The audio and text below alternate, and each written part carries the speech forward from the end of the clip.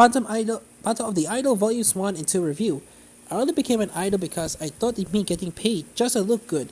No one said anything about making an effort. Yoyo Nyodo, Zings, a male idol duo, is starting to attract interest, but not always for the right reasons. One half of Zings, Kazuki Yoshino, is blonde and bubbly with infectious enthusiasm, but his partner, dark-haired Yoyo Nyodo, always looks unmotivated and is often downright incompetent on stage. Sometimes he doesn't even remember the words of the songs. The agent, Hitomi Shinano, alternates between fury and despair in his attitude. One day, when Yoda is slumped on the bench backstage, wondering aloud why he ever agreed to be an idol, he realizes he's not alone. A girl in a brightly colored costume is sitting beside him. Can you see me? She asks excitedly and reveals that she is also an idol, Asami Mogami. Of course, he's never heard of her, but Yoshino has. Yoshino, it seems, can see or hear her, and that's because she's a ghost. Asami Mogami died, tragically young, a year earlier in a road accident. For some strange reason, only Nyoda can see her, and she decided to make it her mission to change him and his attitude. When she can still be an idol, she makes sure he succeeds in her stead. When Zings next appear on stage, she takes possession of him, and suddenly Nyoda is singing and dancing with such skill and zest that the Zings fangirls had the first shock and then ecstatic at the transformation of their bias. And so an unusual partnership is born between a reluctant idol and his partner muse, and Zing's fame begins to spread, leading to an invitation to participate in a big event called Hati Farm, where they appear alongside established and very popular idol group, Seagrass. But someone, possibly Asahi Mogami's most loyal fan, has noticed Nyodo's tendency, possessed by Asahi, to use her on stage mannerism, and he's curious, how did Nyodo besmirch the sacred memory of his beloved idol? Meet Hikaru Setochi, who's the leader of Seagrass and, it turns out, utterly obsessed with Asahi, to the extent of turning up in person to warn Nyodo that if he doesn't stop borrowing Asahi's moves, he cut him down. So when Zings are invited to take part in Hoti Farm alongside Seagrass, it's a chance for them to raise their status in the idol world.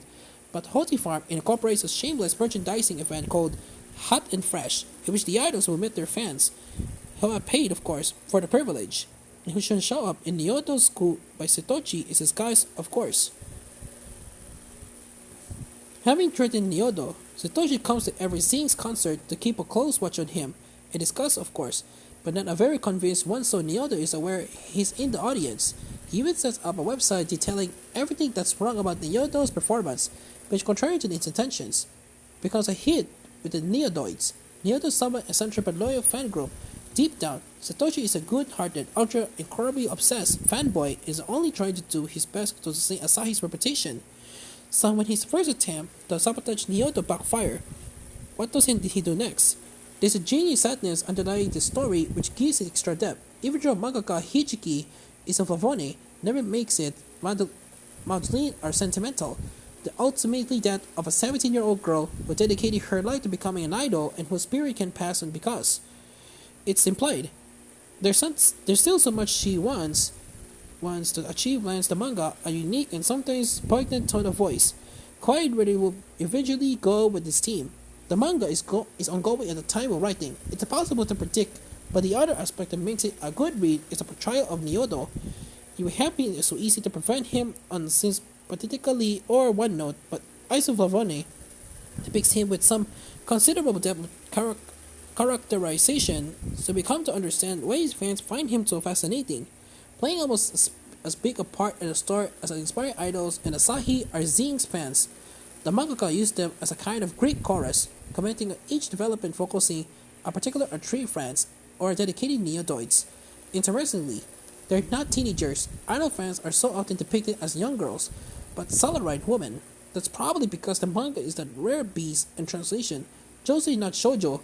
It's published in Manga Comic Zero Sum, the home of many successful titles. They have also gone on to be made into anime series such as Kabifora, Seven Ghosts, Bibliopop Princess and Carnival.